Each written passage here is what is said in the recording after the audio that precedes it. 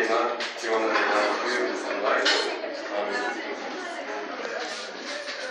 Fitiavana Jesosy Kristy, Jeremia hatramin'ny voalohany ka hatramin'izao dia afaka mandrakizay eo aby indrindra zao hatramin'izao tsy hoany mahory tovavy voninahitra zay Andriamanitra zay namorona sy namorona ny fiangonana tompo ary tompo ny aingoana.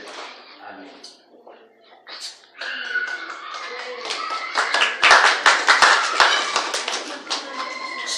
Itoy an-trano fiaraha-tsy na ao sarotra na ao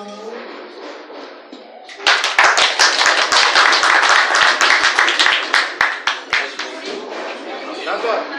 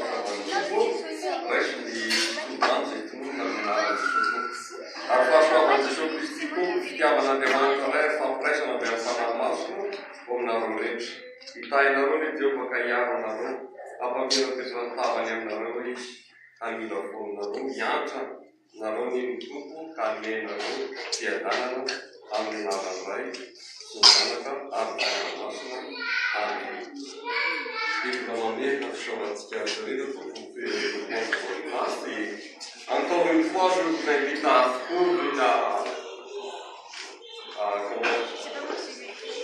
la masse, à venir à cette communauté parce qu'on a vraiment besoin de soins, de foi. Tout le monde est la bienvenue. Donc,